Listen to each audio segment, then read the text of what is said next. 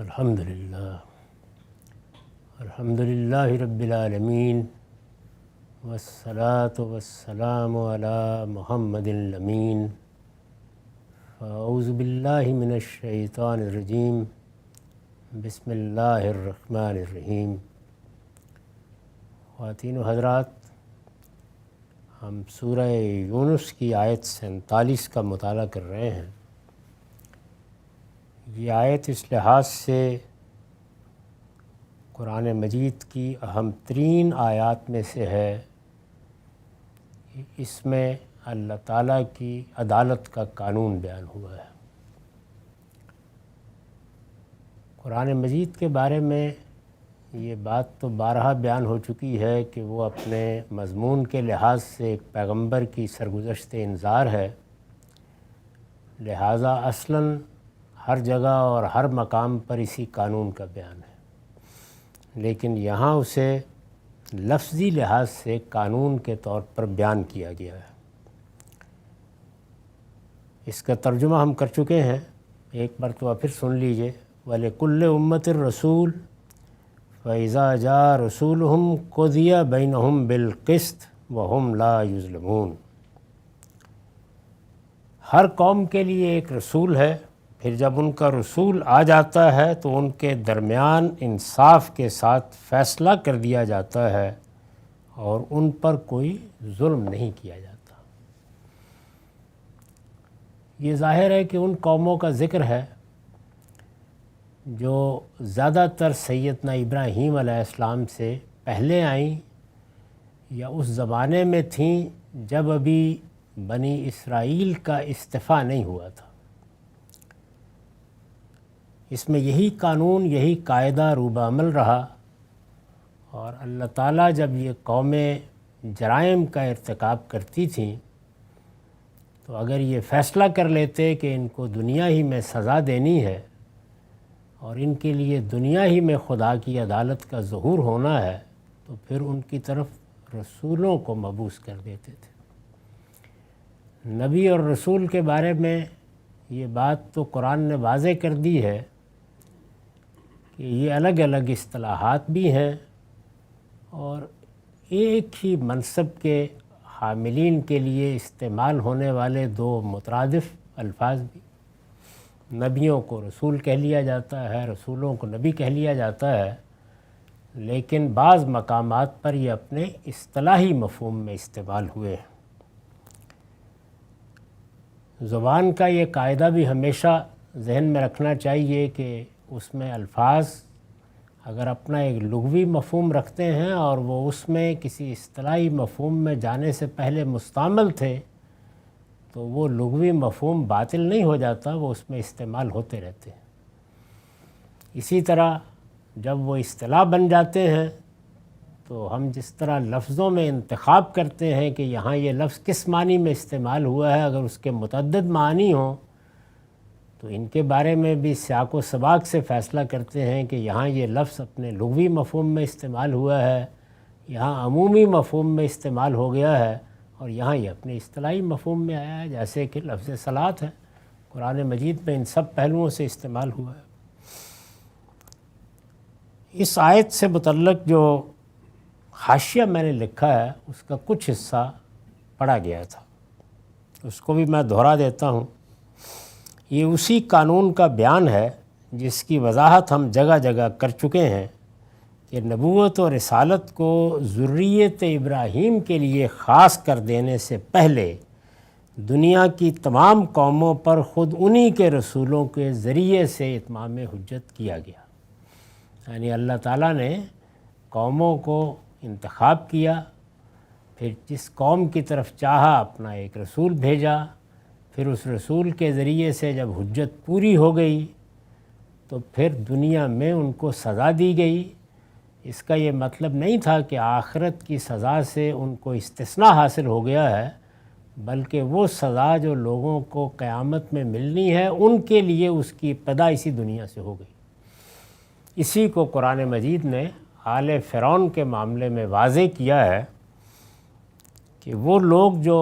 اس طرح رسولوں کے مقابلے میں سرکشی اختیار کر لیتے اور ان کو جھٹلا دیتے ہیں، ان کو دنیا میں بھی سزا ملتی ہے، وہ برزخ میں بھی ایک طرح کے عذاب میں مبتلا رہتے ہیں، اور جب وہ برزخ کی نیند سے اٹھائے جائیں گے تو قیامت میں پھر الی اشد العذاب، ان کو سخت ترین عذاب کی طرف دھکیل دیا جائے گا۔ تو یہ اسی قانون کا بیان ہے۔ قرآن میں اس کی تفصیلات سے معلوم ہوتا ہے کہ یہ رسول اپنے مخاطبین کے لیے خدا کی عدالت بن کر آئے، یعنی رسولوں کے جو فرائض منصبی قرآن میں بیان ہوئے ہیں وہ دو ہی ہیں۔ ایک یہ کہ جو ہدایت انہیں دی جاتی ہے وہ اس ہدایت کو اتمام تک پہنچا دیں، ہر لحاظ سے لوگوں تک واضح کر دیں، وہ بلاغ مبین کے لیے مامور ہوتے ہیں، صاف صاف طریقے سے بے کم و کاست اس ہدایت کا ابلاغ کر دینا۔ اسی کو کہا ہے رسالت باب صلی اللہ علیہ وسلم کے معاملے میں کہ یہ آپ کی ذمہ داری ہے، اگر آپ نے اس کو پورا نہیں کیا فما بلغت رسالتہ، تو یہ گویا پیغمبری کے جس منصب پر آپ کو فائز کیا گیا ہے اس میں کوتاہی ہوگی، اور یہ بھی اس کے ساتھ واضح کر دیا گیا ہے کہ اس منصب کی ذمہ داریوں کو ادا کرتے ہوئے اگر ادنیٰ درجے میں بھی کسی چیز کا اخفاء ہوگا یا کسی میں کوئی ترمیم ہوگی یا اپنی طرف سے کوئی بات کہی جائے گی معاذ اللہ، تو اس کا نتیجہ یہ نکلے گا کہ وَلَوْ تَقَبَّلَ عَلَيْنَا بَعْضَ الْأَقَاوِيلِ لَأَخَذْنَا مِنْهُ بِالْيَمِينِ ثُمَّ لَقَطَعْنَا مِنْهُ الْوَتِينَ، شرک کاٹ دی جائے گی، اسی دنیا میں سزا دی جائے گی۔ تو اللہ تعالیٰ نے ایک ذمہ داری یہ دی ہے۔ دوسری یہ کہ جو لوگ اس منصب پر فائز ہوتے ہیں وہ خدا کی عدالت بنا کر بھیجے جاتے ہیں۔ عدالت بنا کر بھیجنے کا مطلب یہ ہے کہ ان کے اپنے براہ راست مخاطبین کے لیے ایک الگ ذمہ داری ہے، اور اس ذمہ داری کے تقاضے سے انہیں بہت سے کام کرنے ہوتے ہیں۔ انہی کو ہم اس طرح بیان کرتے ہیں کہ وہ انذار کرتے ہیں، انذار عام کرتے ہیں، اس کے بعد ہجرت و برات کے مراحل آتے ہیں، پھر اس کے بعد انہیں حکم دیا جاتا ہے کہ اب اقدام کریں، یہ اقدام ان کے ذریعے سے ہو تو ایک اور ذمہ داری ان پر آ جاتی ہے، ورنہ اللہ تعالیٰ کے فرشتے سزا دے دیتے ہیں۔ تو یہ سب اس دوسری ذمہ داری کے تقاضے ہیں، یعنی خدا کی عدالت بن کر آتے ہیں۔ قرآن نے بتایا ہے کہ رسولوں کی دعوت میں یہ فیصلہ، یعنی یہ جو عدالت بن کے آتے ہیں اس کا جو فیصلہ صادر ہوتا ہے، یہ فیصلہ انذار عام، اتمام حجت اور ہجرت و براءت کے مراحل سے گزر کر صادر ہوتا، اور اس طرح صادر ہوتا ہے کہ آسمان کی عدالت زمین پر قائم ہوتی، خدا کی دینونت کا ظہور ہوتا۔ دینونت جزا و سزا، وہ جزا و سزا جس کا ظہور پوری دنیا کے لیے قیامت میں ہوگا، وہی عدالت، وہی دینونت، وہی جزا و سزا یہاں ظاہر ہو جاتی ہے، اور رسول کے مخاطبین کے لیے قیامت صغریٰ برپا ہو جاتی ہے۔ ایک قیامت جو اس وقت برپا ہوگی جب زمین و آسمان ایک نئے زمین و آسمان میں بدل دیے جائیں گے، وہ قیامت کبریٰ ہے، بڑی قیامت ہے، اور یہ قیامت صغریٰ ہے، وہ پورے عالم کے لیے، اس پوری کائنات کے لیے، یہ جب سے بنی ہے، جب سے انسان یہاں آئے ہیں، سب کے لیے ہوگی، اور یہ ان قوموں کے لیے ہوتی ہے جن کی طرف رسولوں کی بعثت ہوتی ہے۔ اس دعوت کی جو تاریخ قرآن میں بیان ہوئی ہے، یعنی یہ جو رسولوں کی دعوت ہے، اس کی جو تاریخ قرآن میں بیان ہوئی ہے، اس سے معلوم ہوتا ہے کہ اس موقع پر بالعموم دو ہی صورتیں پیش آتی ہیں، یعنی بالعموم جو ہمارا مطالعہ ہے، اللہ تعالیٰ کے ہاں کوئی اور بھی صورتیں پیش آئی ہوں تو اس سے انکار کی کوئی وجہ نہیں ہے، بالعموم دو ہی صورتیں پیش آتی ہیں۔ ایک یہ کہ پیغمبر کے ساتھی بھی تعداد میں کم ہوتے ہیں اور اسے کوئی دارالہجرت بھی میسر نہیں آتا، جیسے کہ ہم نے نوح علیہ السلام کے بارے میں دیکھا کہ بس اتنے ہی لوگ تھے جو ایک کشتی میں سوار ہو جائیں۔ اسی طرح کا معاملہ حضرت صالح، اسی طرح کا معاملہ حضرت لوط اور دوسرے بعض پیغمبروں کا ہوا، 2 4 10 20 اتنے ہی لوگ ایمان لائے۔ سیدنا مسیح کے ساتھ بھی اگرچہ بہت لوگ ان کی عقیدت محبت میں باہر نکلے، لیکن سچا ایمان لانے والے، ان کو ماننے والے، آخری مرحلے میں ان کا ساتھ دینے والے 10 20 سے زیادہ لوگ نہیں تھے۔ دوسرے یہ کہ وہ معتدب تعداد میں اپنے ساتھیوں کو لے کر نکلتا ہے، اور اس کے نکلنے سے پہلے ہی اللہ تعالیٰ کسی سرزمین میں اس کے لیے آزادی اور تمکن کے ساتھ رہنے بسنے کا سامان کر دیتا ہے۔ یہ معاملہ سیدنا موسیٰ علیہ السلام کے ساتھ ہوا، ان کی پوری قوم ایمان لے آئی۔ سیدنا یونس کے ساتھ ہوا، ان کی بھی پوری قوم ایمان لے آئی۔ سیدنا یونس کی تو قوم ایمان لے آئی، بادشاہ بھی ایمان لے آیا،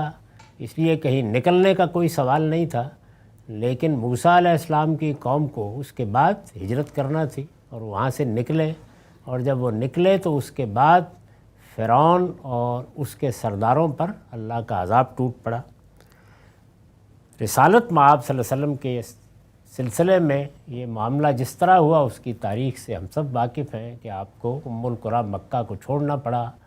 یثرب میں آپ کو ایک دارالہجرت میسر آیا، پھر صحابہ بتدریج ہجرت کر کے وہاں پہنچتے رہے،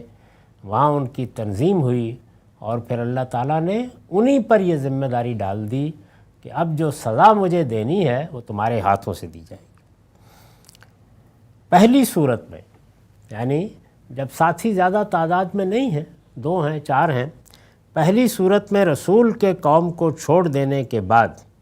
عام اس سے کہ وہ اس کی وفات کی صورت میں ہو یا ہجرت کی صورت میں، دونوں ہی صورتیں قرآن نے بیان کر دی ہیں، اور یہ بتا دیا ہے کہ اما نرین کا بعد کلذی وعدہ او نتوفین، یعنی یا تو ہم وہ سب یہیں دکھا دیں گے جس کا ہم ان کو وعدہ سنا رہے ہیں، جس کی وعید ہم انہیں سنا رہے ہیں، اور یا یہ ہے کہ پھر آپ کو وفات دیں گے اور اس کے بعد ان سے نمٹیں گے۔ عام اس سے کہ وہ اس کی وفات کی صورت میں ہو یا ہجرت کی صورت میں، یہ فیصلہ اس طرح صادر ہوتا ہے کہ آسمان کی فوجیں نازل ہوتی، صاف و حاسب کا طوفان اٹھتا، اور ابر و باد کے لشکر قوم پر اس طرح حملہ آور ہو جاتے ہیں کہ رسول کے مخالفین میں سے کوئی بھی زمین پر باقی نہیں رہتا۔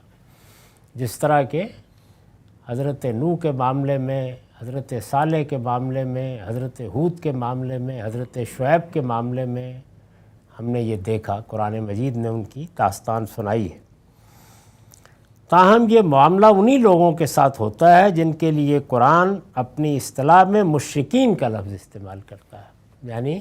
وہ لوگ کہ جو شرک کو دین کی حیثیت سے اختیار کیے ہوئے ہوتے ہیں۔ قرآن مجید سے یہ بات واضح ہو جاتی ہے کہ شرک جب اس طرح سے کیا جاتا ہے، یعنی جانتے بوجھتے شرک کو شرک مان کر جب اس دعوے کے ساتھ شرک کیا جاتا ہے کہ اصل میں شرک ہی ہے جس پر اللہ نے اس کائنات کی بنیاد رکھی ہے، اور یہ فلاں اور فلاں اللہ کے شرکاء شفعاء ہیں، اور انہی کے ذریعے سے ہم اللہ تعالیٰ سے رابطہ پیدا کر سکتے ہیں۔ جب شرک دین کی حیثیت سے اختیار کر لیا جاتا ہے، شرک ہی کے حق میں تمام تر استدلال ہوتا ہے، اور شرک ہی کو لوگ دین کی حیثیت سے اپنے دین کو قبول کرنے نہ قبول کرنے کا معیار بنائے ہوتے ہیں، تو پھر ان کو قرآن مشرک کہتا ہے۔ اور مشرکین کے لیے قیامت میں بھی آخری سزا ہے، ابدی جہنم کی سزا بیان ہوئی ہے،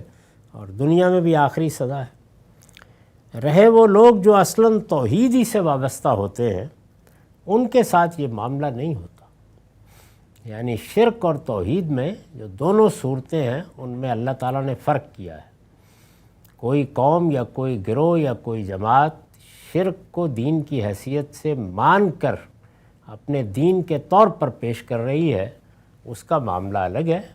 یہ تو قرآن کہتا ہے کہ سنگین ترین جرم ہے، اللہ پر ایک افتراء ہے، یہ اللہ تعالیٰ سے بغاوت ہے، یہ اس کے مقابلے میں استکبار ہے۔ اور دوسرے یہ کہ کوئی قوم، کوئی فرد یا کوئی گروہ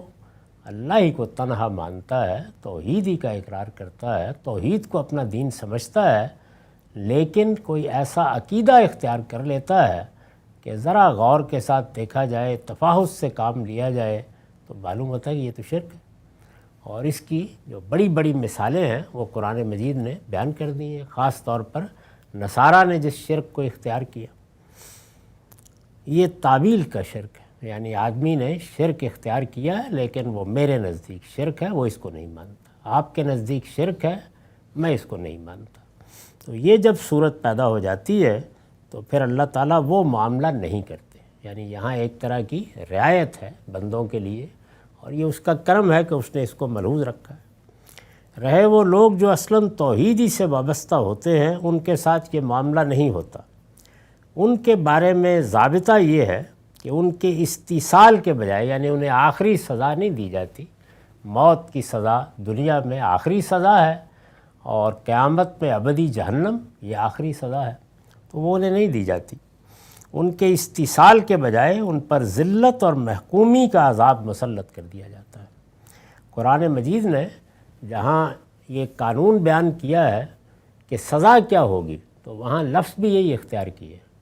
یعنی ان الذین یحادون اللہ ورسولہ فاولئک فی الاذلین۔ ذلت کا عذاب ہے،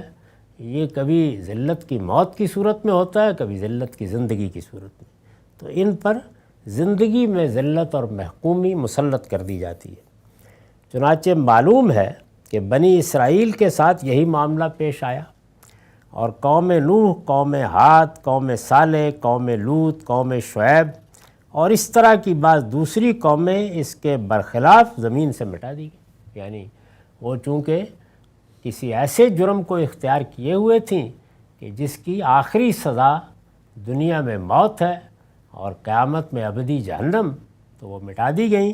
لیکن یہ لوگ توحید کو ماننے والے تھے، توحیدی کے علمبردار تھے، توحیدی پر ایمان رکھتے تھے۔ اس وقت بھی یہی صورتحال ہے، اہل کتاب کا یہی دعویٰ ہے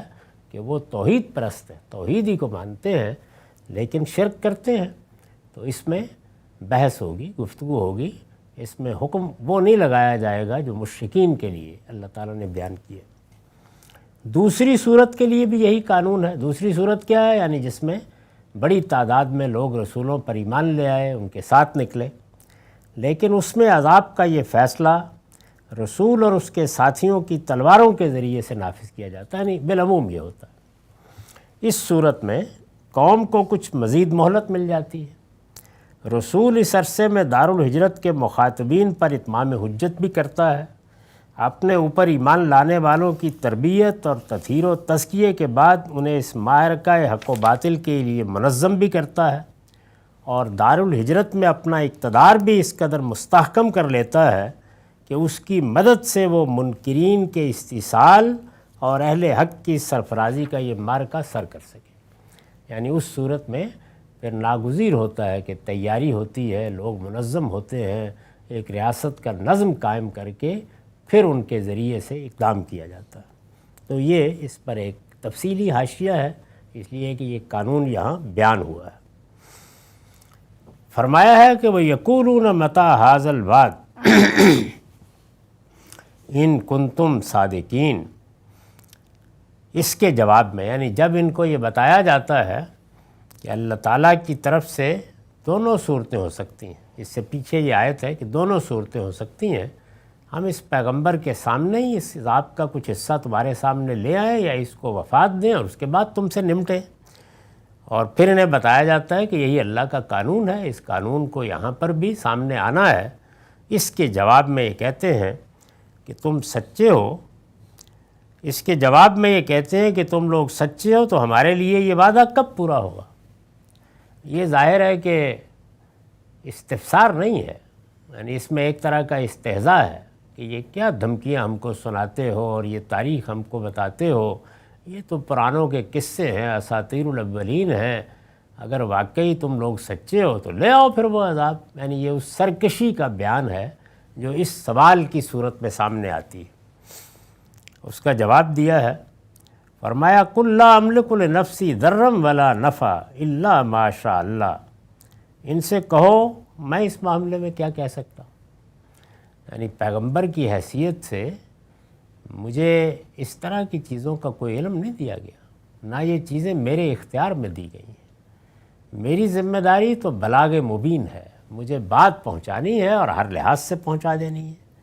تو میں کیا کہہ سکتا ہوں؟ میں تو اپنی ذات کے لیے بھی کسی نفع و نقصان کا اختیار نہیں رکھتا، یعنی تمہیں کیا نفع پہنچاؤں گا اور کیا نقصان پہنچاؤں گا، میری ذات بھی اس پروردگار کی مٹھی میں ہے، وہ جس طرح چاہے میرے ساتھ معاملہ کرے، تو مجھے تو اپنی ذات پر بھی کوئی اختیار نہیں ہے۔ میں نفع کے لیے دعا کر سکتا ہوں، نقصان کے لیے درخواست کر سکتا ہوں کہ اس سے بچا لیا جاؤں، لیکن یہ سب نفع و ضرر اسی پروردگار کے ہاتھ میں ہے، تو تم مجھ سے کیا مطالبہ کرتے ہو؟ تو یہ دیکھیے پیغمبر کی جو حیثیت ہے وہ کس طرح واضح کر دی کہ یہ اس جگہ پر کھڑے ہو کر آپ اپنا کام کریں، یہ اللہ کے کام ہے۔ میں تو اپنی ذات کے لیے بھی کسی نفع و نقصان کا اختیار نہیں رکھتا، لا املک لنفسی ضرا ولا نفع الا ما شاء اللہ۔ یہ دو لفظ کافی ہیں یہ بتانے کے لیے کہ ہمارے ہاں لوگوں نے جو علم غیب اور اختیارات کی بحثیں اٹھائی ہیں وہ قرآن کے تصورات سے کس طرح ہٹی ہوئی ہیں، اور قرآن مجید بندوں کو کہاں رکھتا ہے، اس عالم کے پروردگار کی کیا حیثیت بتاتا ہے، اور رسولوں کے باب میں کیا کہتا ہے۔ ان سے کہو میں اس معاملے میں کیا کہہ سکتا ہوں، میں تو اپنی ذات کے لیے بھی کسی نفع و نقصان کا اختیار نہیں رکھتا، یعنی کسی دوسرے کو نفع پہنچانا یا نقصان پہنچانا یہ تو بہت بڑی بات ہے، میں اپنی ذات کے لیے بھی ایسا کوئی اختیار نہیں رکھتا، اللہ ہی کے قبضے میں ہے، اسی کا فیصلہ ہے، مگر جو اللہ چاہے، الا ما شاء اللہ، یعنی یہ سب اختیارات اسی پروردگار کے پاس ہیں، میری کیا حیثیت ہے۔ لکل امت اجل، اور فرمایا کہ یہ جو تم مجھ سے کہتے ہو کہ جس عذاب کی وعید ہمیں سنائی جا رہی ہے یہ لے آؤ، تو اس کا وقت اللہ نے مقرر کیا ہوتا ہے، اور ہر قوم کے لیے وہی مقرر کرتا ہے۔ یعنی یہ ایسا بھی نہیں ہے کہ کوئی ایک قاعدہ ہے جس کے تحت مقرر کیا جاتا ہے، جو میرے علم میں ہو اور میں تمہیں بتا دوں کہ تم اتنے برس جی لو گے تو یہ وقت آ جائے گا۔ جس طرح فرد کی زندگی کتنی ہوگی، کتنی مہلت اس کو ملے گی، کون عالم شباب میں دنیا سے رخصت ہو جائے گا، کون بڑھاپے کو پہنچے گا، کس کو کیا احوال پیش آئیں گے، تو موت کا وقت اللہ تعالیٰ نے اپنے علم میں رکھا ہوا ہے، اسی کے اختیار میں ہے، اسی کے علم میں ہے۔ یہ فرد کے معاملے میں بھی یہی اصول ہے، یہی چیز قوموں کے معاملے میں بھی ہے، یعنی وہی فیصلہ کرتا ہے کہ کسی قوم کو کتنی مہلت دینی ہے، کتنا عرصہ اس کو موقع دیا جائے گا، پھر وہ طے کر دیتا ہے کہ فلاں وقت میں اس کا فیصلہ صادر ہو جائے گا۔ تو اس کو قانون کے طور پر پیغمبر سے کہا کہ بیان کر دو، یعنی پہلی بات ظاہر ہے کہ یہ کل کے تحت ہے جو کچھ بھی بیان ہو رہا ہے۔ پہلی بات یہ کہی کہ ان سے کہو، یعنی ان کو خطاب کر کے ان کو بتا دو کہ میں تو اپنی ذات کے لیے بھی کسی نفع و نقصان کا اختیار نہیں رکھتا، مگر جو اللہ چاہے تو میں تمہارے لیے کوئی فیصلہ کیسے کر سکتا ہوں، میرا اختیار کا یہ دائرہ ہی نہیں ہے۔ دوسری بات انہیں یہ بتاؤ کہ لکل امت اجل، اللہ نے ہر قوم کے لیے ایک وقت مقرر کر رکھا ہے۔ یہ جو اجل ہے یعنی کب اللہ کی گرفت ہوگی، کب وہ کسی کو موت کے حوالے کر دے گا، نہ فرد کے معاملے میں اللہ تعالیٰ اس میں کسی دوسرے کو مداخلت کا حق دیتے ہیں، نہ قوموں کے معاملے میں، اور نہ اس پوری دنیا کے معاملے میں کہ اس کے لیے وہ اجل کب آئے گی، وہ بھی انہی کے علم میں ہے، انہی کے اختیار میں ہے۔ تو ہر قوم کے لیے ایک وقت مقرر ہے، اور فرمایا اذا جاء اجلہم فلا یستأخرون ساعۃ ولا یستقدمون، جب ان کا وقت آ جاتا ہے یعنی جب اللہ کی طرف سے وقت آئے گا، قیامت کا آئے، میرا آپ کا آئے، یا کسی قوم کا آئے، جب ان کا وقت آ جاتا ہے تو پھر نہ ایک گھڑی پیچھے ہوتے ہیں نہ آگے، یعنی اللہ کا فیصلہ صادر ہو جاتا ہے۔ تو یہ جواب دیا ہے استہزاء کے طور پر یہ سوال کیا گیا تھا کہ وہ یقولون متی ھذا الوعد ان کنتم صادقین، یہ کہتے ہیں کہ تم لوگ سچے ہو تو ہمارے لیے یہ وعدہ کب پورا ہوگا۔ یہ بتایا گیا کہ یہ تو اللہ ہی جانتا ہے، اس کا وقت بھی اسی نے مقرر کیا ہوا ہے، اور جو وقت اس نے مقرر کیا ہوا ہے اسے نہ تم ٹال سکتے نہ میں ٹال سکتا۔ میرے اندر شدید خواہش پیدا ہو جائے کہ وہ کل آ جائے تو میں اسے لا نہیں سکتا، نہ ایک گھڑی وہ وقت پیچھے ہو سکتا ہے نہ آگے ہو سکتا ہے۔ یہ آیت کس محل میں ہے؟ میرے اور تمہارے کہنے سے، یعنی اللہ نے جو مقرر کیا ہے وہ جو چاہے کرے، وہ تو بتا دیا کہ الا ما شاء اللہ، لیکن یہ کہ جو وقت اللہ نے مقرر کیا ہے اس میں میرا یا تمہارا یا کسی اور کا، کسی فرشتے کا، کسی جن کا کوئی اختیار نہیں، وہ سب معاملہ اسی کے ہاتھ میں ہے۔ یہ مضمون قرآن مجید نے جگہ جگہ بیان کیا ہے، اور یہ بتا دیا ہے کہ انسانوں کے ہاتھ میں ان میں سے کوئی چیز بھی نہیں دی گئی، کسی درجے میں بھی نہیں دی گئی، کسی مخلوق کے ہاتھ میں بھی نہیں دی گئی۔ فرشتے بھی اس معاملے میں اللہ کے فیصلے ہی کا انتظار کرتے ہیں، نہ کسی شخص کی موت کا معاملہ، نہ قوموں کی اجل کا معاملہ، اور نہ قیامت کا معاملہ۔ بڑی وضاحت کے ساتھ بتا دیا ہے کہ یہ سب اللہ ہی کے علم میں ہے اور اسی کے اختیار میں۔ اس کے ہاں ہر قوم کے لیے ایک وقت مقرر ہے، جب ان کا وقت آ جاتا ہے تو پھر نہ ایک گھڑی پیچھے ہوتے ہیں نہ آگے۔ قل ارأیتم ان اتاکم عذابہ بیاتن او نہارا ماذا یستعجل منہ المجرمون۔ ان سے کہو،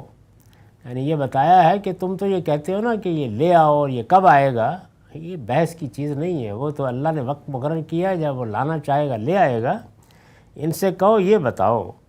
کہ اگر اس کا عذاب تم پر رات یا دن میں کسی وقت آ پڑے تو کیا کر لو؟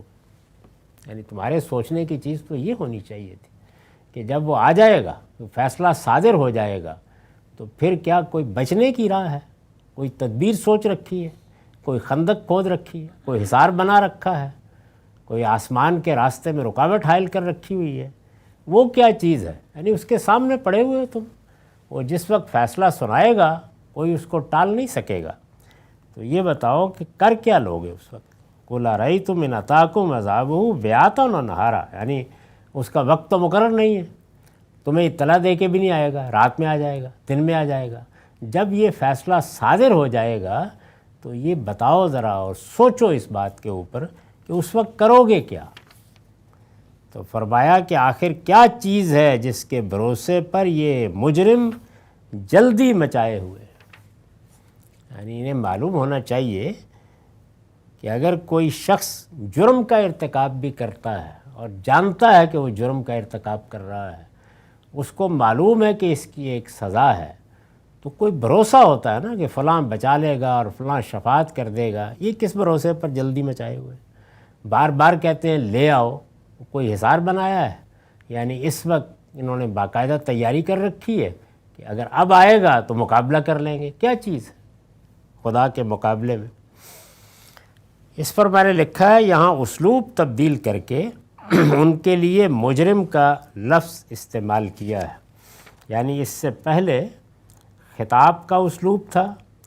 یا غائب کے صیغے تھے، یہاں ان کے لیے مجرم کا لفظ استعمال کیا ہے۔ استاذ امام لکھتے ہیں یہاں مجرموں کے لفظ میں ایک لطیف اشارہ اس بات کی طرف بھی ہے کہ جو لوگ جرم سے بری ہیں، یعنی جنہوں نے کسی جرم کا ارتکاب نہیں کیا، اگر وہ اس طرح کا سوال کرتے تو اس کے لیے تو ایک جواز ہو سکتا تھا، لیکن جو لوگ مجرم ہیں اور جن کے جرم ہی کی پاداش میں یہ برق خاطف گرنے والی ہے، یہ بجلی جن کے نشیمن پر گرنے والی ہے، ان کی یہ ڈٹائی ان کی بدبختی اور شامت کے سوا اور کس چیز کی دلیل ہے؟ اس سے یہ بھی معلوم ہوتا ہے کہ انسان کے لیے جو سب سے بڑی زنجیر اس کے پاؤں میں پڑ جاتی ہے وہ اس کی انانیت ہے، جس کو اخذت العزت بالاسم کہا ہے۔ یعنی جس وقت انسان سوچنے سمجھنے کی صلاحیت سے عاری ہوتا چلا جاتا ہے، سوائے اصرار کے کوئی چیز باقی نہیں رہتی، وہ راستے نکالتا ہے کہ وہ اپنے جرم کا یا جن مجرموں سے وہ تعلق رکھتا ہے ان کا دفاع کس طریقے سے کرے۔ اگر یہ مصیبت کسی پر آ پڑے تو یہ گویا عقل پر بھی آ پڑی ہے، دماغ پر بھی آ پڑی ہے، اخلاق پر بھی آ پڑی ہے، ہر چیز کو برباد کر دیتی، آکاش بیل کی طرح یہ چیز کھا جاتی۔ تو یہاں فرمایا ہے کہ یہ ان کو معلوم ہے کہ انہوں نے ظلم کا ارتکاب کیا ہے، انہوں نے جرم کا ارتکاب کیا ہے، تو یہ ڈٹائی ہے، اور ڈٹائی بدبختی اور شامت ہی کا ذریعہ بنتی ہے۔ فرمایا کہ ثم اذا ما وقع آمنتم بہ، پھر کیا جب آ پڑے گا اسی وقت اس کو مانو گے؟ یعنی جب آ پڑے گا تو پھر تو گنجائش نہیں رہے گی، اس وقت مانو گے۔ فرمایا الان وقد کنتم بہ تستعجلون، اب مانے ہو تم اسی کے لیے جلدی مچائے ہوئے تھے۔ ثم قیل للذین ظلموا ذوقوا عذاب الخلد هل تجزون الا بما کنتم تکسبون، اس وقت ان ظالموں سے کہا جائے گا کہ اب ہمیشہ کے عذاب کا مزہ چکھو، یہ اسی کا بدلہ مل رہا ہے جو کچھ تم کماتے تھے۔ یعنی اس وقت تو پھر یہ ہوگا، کسی کے پاس کوئی عذر باقی نہیں رہے گا، نکلنے کی راہ باقی نہیں رہے گی، کوئی فرار کا راستہ نہیں ہوگا، پھر تو عذاب ہوگا اور یہ فصیحت ہوگی۔ اقول قولی ھذا واستغفر اللہ لی ولکم ولسائر المسلمین۔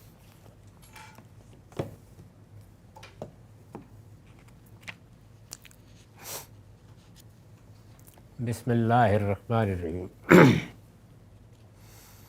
عن ابی ہریرہ عن النبی صلی اللہ علیہ وسلم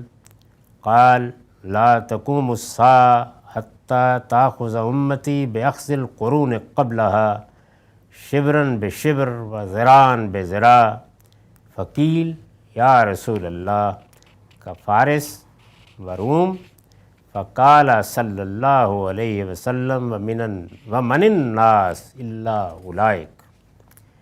یہ بخاری سے روایت لی گئی ہے، رقم ہے 7319۔ ترجمہ یہ ہے، ابو ہریرہ رضی اللہ عنہ روایت کرتے ہیں کہ رسول اللہ صلی اللہ علیہ وسلم نے فرمایا قیامت نہیں آئے گی یہاں تک کہ میری امت کے لوگ بھی وہی طریقے اختیار کر لیں گے جو ان سے پہلی قوموں نے کیے تھے۔ یہ مضمون اس سے پیچھے بھی ایک روایت میں جا چکا ہے۔ رسول اللہ صلی اللہ علیہ وسلم کو امت کے احوال کا علم بھی دیا گیا، اس کے لیے بہت سے رویا بھی دکھائے گئے۔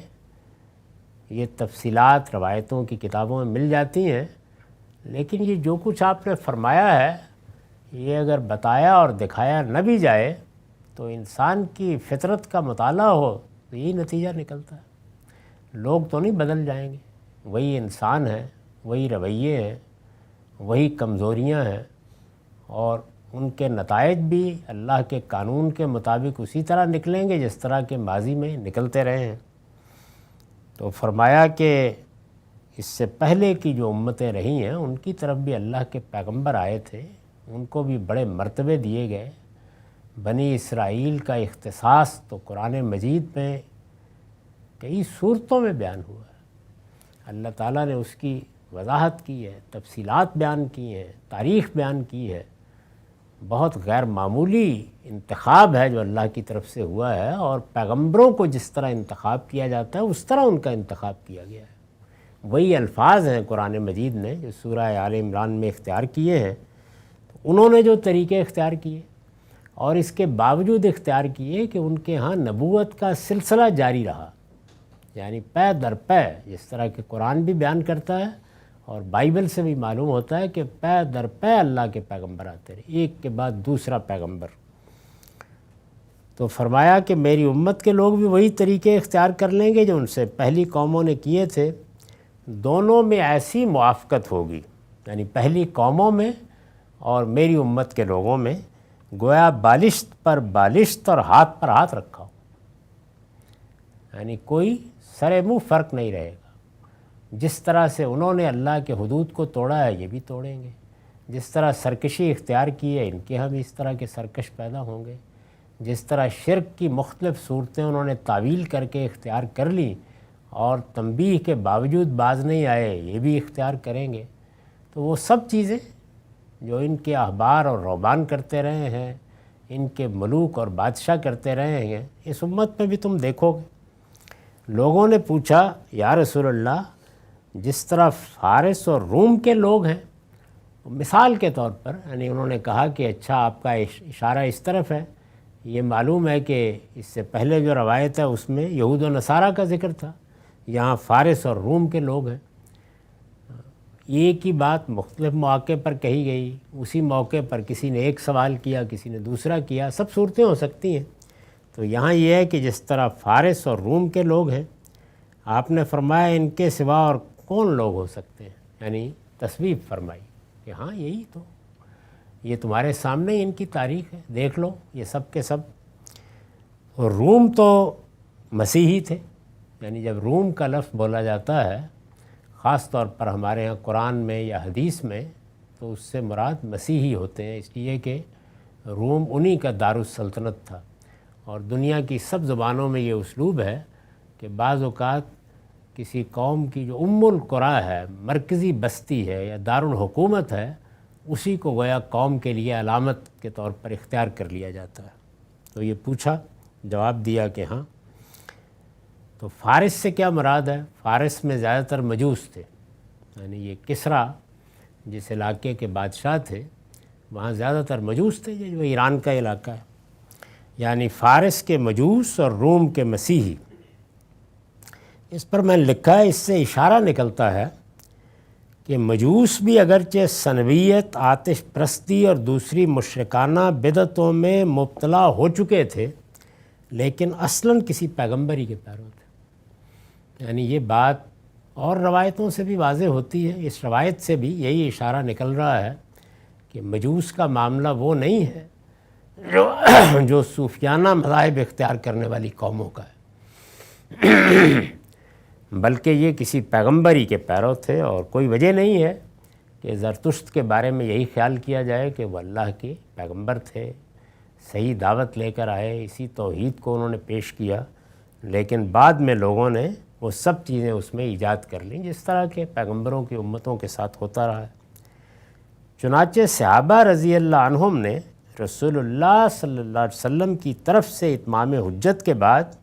ان کی سزا کے معاملے میں ان پر اسی قانون کا اطلاق کیا، یعنی جب ان کو بھی سزا دی گئی تو جو اہل کتاب کے لیے قانون بیان ہوا ہے اسی کا اطلاق کیا۔ اور ایک روایت بھی اس سلسلے میں پیش کی جاتی ہے جس میں یہ کہا گیا تھا کہ سنو بہم سنت اہل کتاب، یعنی ان کے ساتھ وہی معاملہ ہوگا جو اہل کتاب کا ہے۔ سورہ حج کی آیت 17 میں ان کا ذکر جس طریقے سے ہوا اس سے بھی یہی بات معلوم ہوتی ہے، یعنی جب اللہ تعالیٰ نے ایک جگہ پر یہ بیان کیا ہے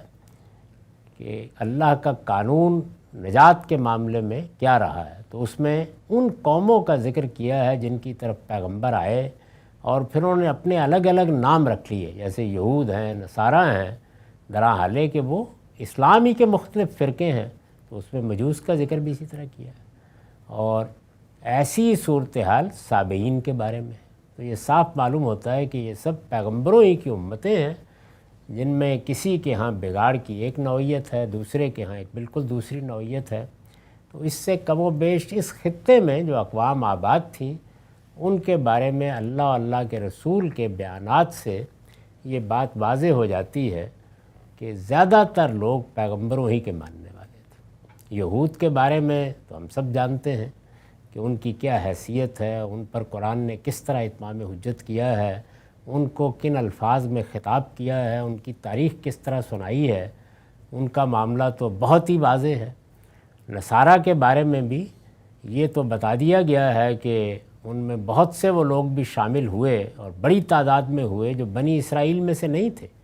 دعوت عام طور پر پیش کی گئی، دوسری قومیں بھی ایمان لے آئیں۔ سیدنا مسیح علیہ السلام نے آخری وقت میں جو یہ مطالبہ کیا تھا کہ من انصاری اللہ، تو ظاہر ہے کہ اسی پہلو سے کیا تھا کہ اب تم میری دعوت کے علمبردار بنو گے، میں تو اب اپنے پروردگار کے پاس جا رہا ہوں، لیکن اب تمہیں میرا مددگار بننا ہے، اللہ کے دین کی طرف بلانے کے لیے تم نکل جاؤ۔ تو یہ لوگ جو سیدنا مسیح کے حواری تھے یا ان کے ساتھی تھے، یہ بنی اسرائیل کی بستیوں میں بھی نکلے، دور دراز کے علاقوں میں، اور دوسری قوموں کی طرف بھی گئے، اور اللہ نے ان کی دعوت کو فروغ دیا، بہت بڑے پیمانے کے اوپر لوگ ایمان لائے، سیدنا مسیح کے ماننے والے ہوئے، یہاں تک کہ اس وقت دنیا کو اگر آپ دیکھیں تو سب سے بڑی تعداد انہی لوگوں کی جن کی دعوت سیدنا مسیح کے حواریوں نے ان تک پہنچائی تھی۔ ایسا ہی معاملہ مجوس کا اپنے زمانے میں رہا ہوگا۔ مجوس کی ایک بڑی ہی طویل تاریخ ہے، بعض لوگ تو اس تاریخ کو ہزاروں سال تک پھیلاتے ہیں، تو نہیں کہا جا سکتا کہ بعد کے ادوار میں کیا تبدیلیاں، کیا تغیرات آئے، لیکن اس سے یہ واضح ہو جاتا ہے کہ پیغمبروں ہی کی دعوت ہے جو اس سارے علاقے میں پھیلی، پیغمبروں ہی کی دعوت ہے جس کے علمبردار مختلف جگہوں پر پہنچے، اور پھر ان کی یہ امتیں ہیں جنہوں نے الگ الگ اپنے نام بھی رکھ لیے اور تاریخ کے مختلف ادوار میں مختلف بدعتیں بھی ایجاد کیں، شرک میں بھی مبتلا ہوئے، اور اپنے مذہب کی تعبیرات میں بھی بڑی بڑی غلطیاں کیں۔ اللہ کا یہ کرم ہوا کہ اسی خطے میں پھر اللہ نے اپنے آخری پیغمبر کو پیدا کیا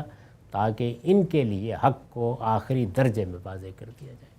وآخر دعوانا الحمدللہ رب العالمین۔ اب 10 منٹ کا وقفہ، اس کے بعد سوال ہوگا۔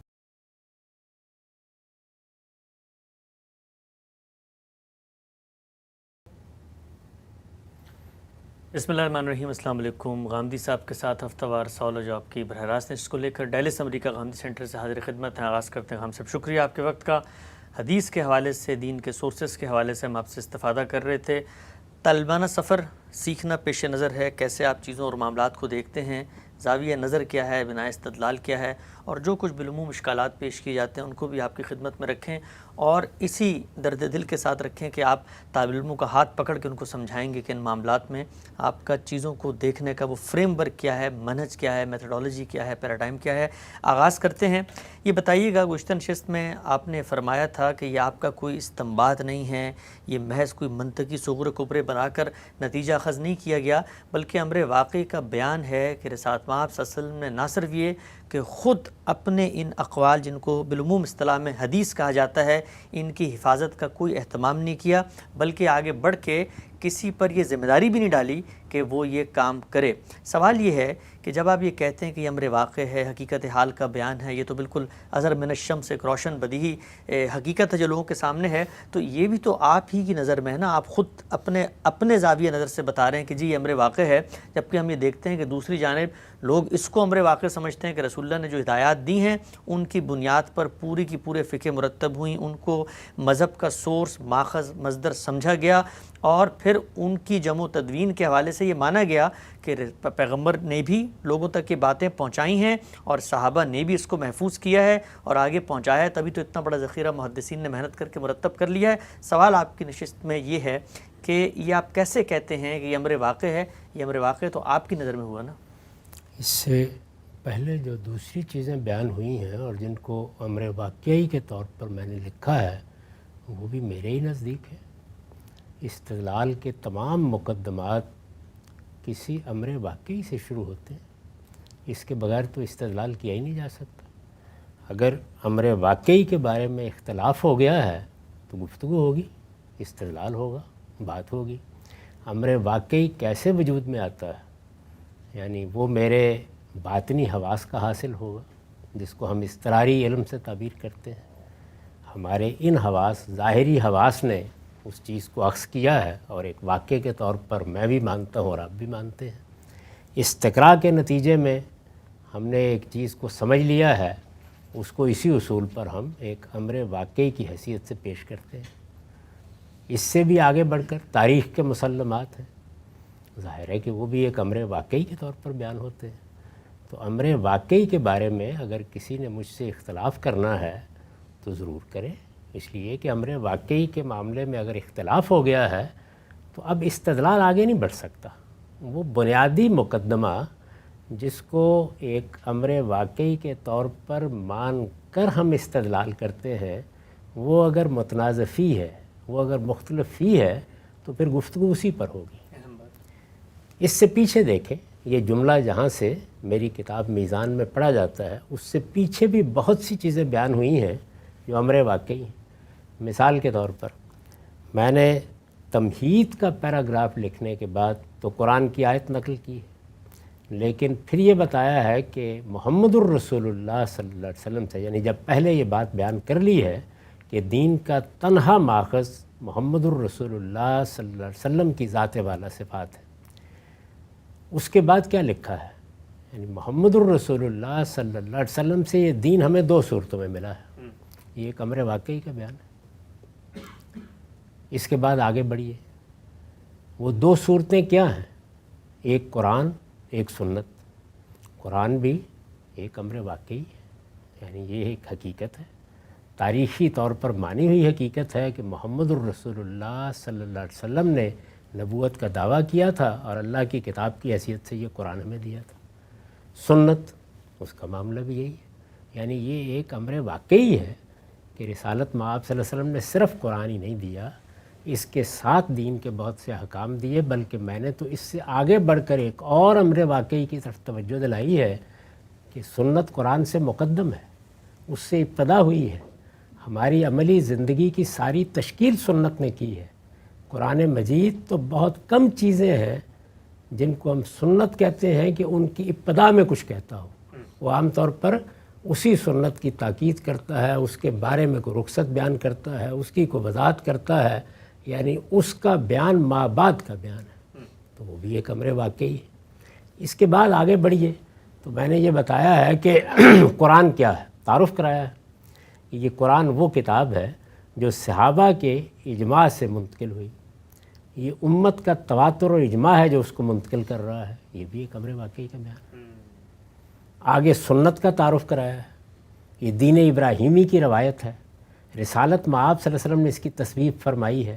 اس میں کوئی ترمیم کرنا تھی کی ہے، کوئی اصلاح کرنا تھی کی ہے، اور پھر اپنی تصویب سے آگے اس کو جاری کر دیا ہے۔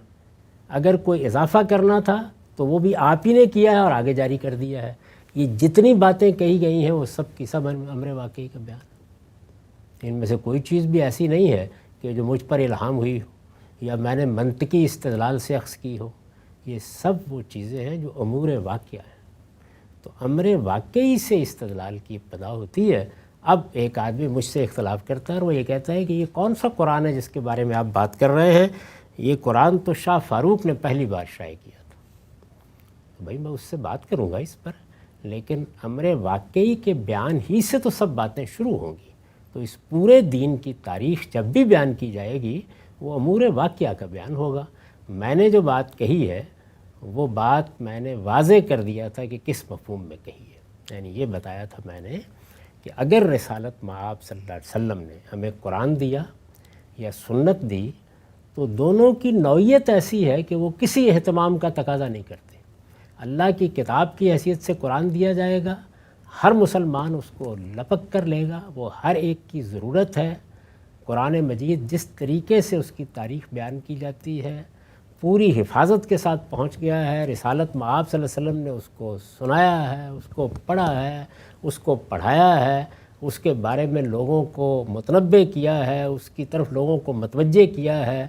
رسالت مآب صلی اللہ علیہ وسلم کے صحابہ میں سے جو لکھنا جانتے تھے انہوں نے لکھا ہے، جو یاد کر سکتے تھے انہوں نے یاد کیا ہے۔ صحابہ کرام کی پوری جماعت اس کو اللہ کی کتاب کی حیثیت سے دنیا کے سامنے پیش کر کے گئی ہے۔ مسلمانوں کی ایک عظیم سلطنت قائم ہوئی جس نے نسلاً بعد نسلاً اس کے منتقل ہونے کا اہتمام کیا۔ یہ سب کیا ہے؟ ایک امر واقعی کا بیان، یہی ہے نا، اس کے سوا تو کوئی چیز نہیں ہے۔ اسی طریقے سے میں نے یہ عرض کیا تھا کہ سنت کو اگر آپ دیکھیں تو وہ ایک ایک چیز، سنت کی میں نے فہرست ترتیب دے دی ہے، میری کتاب میں دیکھ سکتے ہیں، ایک ایک چیز وہ ہے جو ہر مسلمان نے اختیار کرنی ہے، یعنی ان میں کوئی چیز ایسی نہیں کہ جو دو چار لوگ اختیار کریں گے، ہر مسلمان نے اس کو اختیار کرنا ہے۔ جب اختیار کرنا ہے تو اس کا مطلب یہ ہے کہ اگر رسول اللہ پر ایمان لانے والوں کی اتنی بڑی تعداد موجود ہے تو اگلے ہی دن اگر کوئی چیز جاری کی جائے گی تو سب لوگوں میں رائج ہو جائے گی، تو وہاں تو اہتمام گویا ان کی فطرت میں داخل ہے، وہ ہو جانا ہے۔ لیکن اگر کسی نے کوئی سوال کیا ہے، کوئی بات پوچھی ہے، حضور نے کوئی بات کسی کو انفرادی طور پر کہی ہے، گھر میں اپنی ازواج مطہرات کو کوئی تعلیم دی ہے، تو ان سب کے بارے میں تو اہتمام یہ کرنا پڑے گا کہ سب لوگوں کو پابند کیا جائے کہ جب بھی تم مجھ سے دین کی کوئی بات سنو گے، تم میں سے ہر شخص کی ذمہ داری ہے وہ خلوت میں سنے، جلوت میں سنے، خطبے میں سنے، سوال کر کے سنے، میں اپنے طور پر کوئی بات کہوں، ہر شخص کی ذمہ داری ہے کہ وہ اس کو جن سے ملے گا ان تک پہنچائے۔ لیکن یہ ذمہ داری تو قرآن میں بھی نہیں لگائی گئی۔ میں تو وہی عرض کر رہا ہوں نا، یہ ذمہ داری وہاں لگانے کی ضرورت ہی نہیں ہے نا، یہ انفرادی معاملات میں ہوگی۔ میں نے اسی لیے پہلے یہ زلیخہ پڑھی ہے کہ وہاں نہیں ضرورت، وہاں اس کی نوعیت ہی ایسی ہے، وہاں اہتمام آپ سے آپ ہو جانا ہے، وہ سب سے متعلق چیز ہے۔ اگر لوگوں کو یہ بتایا جائے گا کہ تم لوگوں کو رمضان کے روزے رکھنے ہیں تو اس میں کوئی استثناء ہے کسی کے لیے؟ بہت اہم بات۔ پوری مسلمان امت نے روزے رکھنے ہیں، نماز پڑھنی ہے تو سب نے پڑھنی ہے۔ رسالت میں آپ صلی اللہ علیہ وسلم 5 وقت اس کو پڑھائیں گے، وہاں اس اہتمام کی کیا ضرورت ہے؟ وہاں تو جو چیز دین کی حیثیت سے حضور کے قول سے سامنے آئے گی، آپ کے فعل سے سامنے آئے گی، آپ کی تصویب سے سامنے آئے گی، وہ اگلے ہی لمحے میں جاری ہو جائے گی۔ اسی لیے وہاں جاری کر دیا کہ الفاظ استعمال کیے جاتے ہیں، یعنی اس کے لیے کچھ کہنے کی ضرورت نہیں ہے۔ البتہ کوئی نیا کام اگر ہوا ہے، مثلا اذان مقرر کی گئی، مثلا تحویل قبلہ کا معاملہ ہوا، تو پھر اس پہ منادی کرائی گئی، ایک ایک شخص تک پہنچایا گیا، وہ پھر مسلمانوں کا عمل بنا، وہاں تو اس کی ضرورت ہی نہیں ہے۔ لیکن انفرادی گفتگو ہے، میں آپ سے بات کر رہا ہوں، آپ کے سوال کا جواب دے رہا ہوں، کوئی شخص مجھ سے ملا ہے، میں نے اپنی بیوی سے کوئی بات کی ہے، سفر میں جاتے ہوئے کسی استفسار کا جواب دیا ہے، اس کے بارے میں تو اہتمام کرنا پڑے گا۔ تو اس کو میں نے بیان کیا ہے کہ نہ آپ نے اس کی حفاظت کا کوئی اہتمام کیا، نہ اس کی تبلیغ کا کوئی اہتمام کیا۔ یہ ایک امر واقعی ہے، ایسا ہی ہوا ہے، اس کے خلاف ایک لفظ بھی مسلمانوں کی تاریخ میں سے نہیں کہا جا سکتا۔ یعنی آج تک جو بحث ہوتی رہی ہے وہ یہ ہوتی رہی ہے کہ حضور نے منع تو نہیں کیا، یا فلاں شخص کے حق میں دعا کر دی، یا فلاں کو یہ کہا کہ یہ بات اس کو بھی بتا دینا، اس سے زیادہ کوئی بات نہیں ملے گی آپ کو، وہ بھی انفرادی معاملات۔ یعنی یہ کہ رسالت پاک صلی اللہ علیہ وسلم نے علم کے اس ذریعے کو اس طرح لوگوں کو پہنچایا کہ ہر شخص کی ذمہ داری لگا دی کہ جب تم کوئی بات مجھ سے سنو یا دیکھو یا میری تصویر تمہارے سامنے آئے تو تمہارا فرض ہے ایک مسلمان کی حیثیت سے یا میرے ماننے والے کی حیثیت سے کہ اس کو لوگوں تک پہنچاؤ، جو آدمی بھی تمہیں ملے اس کو بتاؤ۔ تو ہم تو اس کے بالکل برخلاف دیکھتے ہیں، سارا ذخیرہ روایات کا، تاریخ کا دیکھ لیجئے، اس کے بالکل برخلاف ہے۔ رسالت مآب صلی اللہ علیہ وسلم سخت تنبیہ کر رہے ہیں کہ میری طرف بات کی نسبت میں احتیاط کرو۔ جلیل القدر صحابہ کرام آخری درجے میں محتاط ہیں، وہ اس کو بالکل اپنی ذمہ داری نہیں سمجھتے۔ یہ کیسے ہو سکتا ہے کہ حضور نے ذمہ داری لگا دی ہو اور لوگ ذمہ داری پوری نہ کریں؟ تو اس لیے یہ امر واقعی ہے اور اس سے اختلاف کا آپ کو پورا حق ہے، لیکن اس کے علاوہ میں نے جو امور واقعہ بیان کیے ہیں ان سے بھی آپ کو اختلاف کا حق ہے۔ تو جب آپ ان سے اختلاف کریں گے تو بات اسی پر ہوگی۔ یعنی اب ذمہ داری آپ کی ہے کہ آپ یہ بتائیں مجھے کہ کیا یہ امر واقعی نہیں ہے، تو قرآن کے بارے میں بھی بتائیں، سنت کے بارے میں بھی بتائیں، میں نے ان کا جس طرح تعارف کرایا اس کے بارے میں بھی بتائیں، اور اسی طرح حدیث کے بارے میں بتائیں۔ تو یہاں جو کچھ بھی بیان ہوا ہے ان 2 صفوں میں،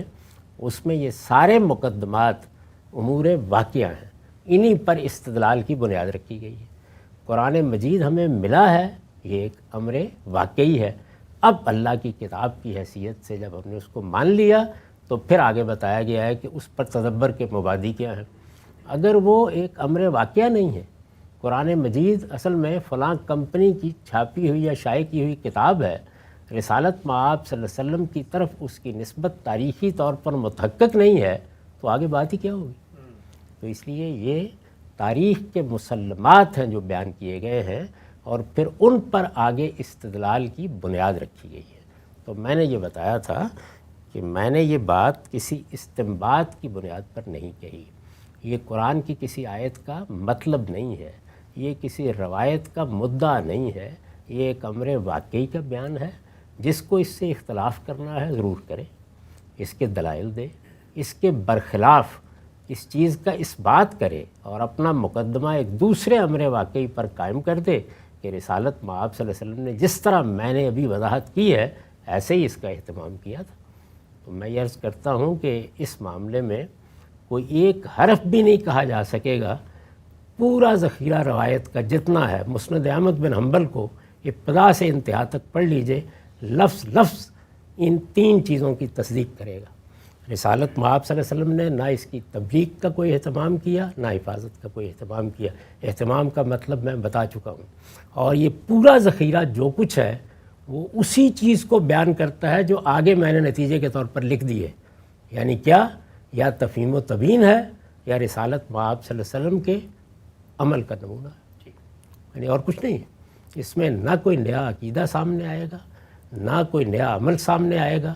یہ بھی ایک امر واقعی ہے، اور جس استدلال پر بنیاد رکھی گئی ہے وہ بھی ایک امر واقعی ہے۔ تو امر واقعی سے تو سب شروع ہوتا ہے، اگر آپ اس کا انکار کر دیتے ہیں تو پھر باقی کیا رہ جاتا ہے؟ محمد الرسول اللہ صلی اللہ علیہ وسلم اللہ کے آخری رسول کی حیثیت سے آئے تھے، یعنی یہ بات کہ آپ آخری رسول تھے، یہ بات کہ آپ پر اللہ کی کتاب نازل ہوئی، اس کے لیے تو بہت سے عقلی دلائل بھی دیے جا سکتے ہیں، لیکن یہ امر واقعی کہ آپ کی بعثت عرب میں ہوئی تھی اور آپ کا نام محمد بن عبداللہ تھا، یہ تو امر واقعی ہے، تاریخ کا مسلمہ ہے، اس کو مان کر ہی آگے استدلال کیا جائے۔ ہم سب وقت ہمارا یہاں پہ ختم ہوتا ہے، یہ ایک امر واقعی کا بیان ہے، آپ کا نقطہ نظر سامنے آیا۔ یہ کیوں نہیں کہا جا سکتا کہ یہ بھی امر واقعی کا بیان ہے کہ کہ یہ پوری کی پوری حفاظت اور اہتمام کی ذمہ داری صحابہ کرام نے بحیثیت جماعت انجام دی. یہی وجہ ہے کہ اتنا بڑا ذخیرہ ہم تک انہی کی نسبت سے پہنچتا ہے. اور پھر سب سے اہم بات، رسول اللہ نے اس کا اہتمام نہیں کیا تو وہ جو آپ کی منصبی ذمہ داری تھی تعلیم کتاب کی، خود قرآن نے بتایا لِتُبَيِّنَ لِلنَّاسِ کی، پیغمبر کو قرآن دیا گیا، 23 سال میں اترا، ایک زندہ شخصیت ہستی موجود ہے. اگر صرف پہنچانا ہی ذمہ داری تھی تو وہ ایک کتاب تو چند مہینوں میں آ جاتی. پیغمبر نے پھر اتنا عرصہ جو کچھ کیا، کیا یہ اس کی منصبی ذمہ داری نہیں تھی؟ اور اگر تھی تو پھر یہ آگے کیوں نہیں پہنچ سکی؟ اہم سوالات ہیں، ان کو آپ کی خدمت میں رکھیں گے. وقت یہاں پہ ختم ہوتا ہے، دوبارہ حاضر خدمت ہوں گے. اب تک آپ کا بہت شکریہ.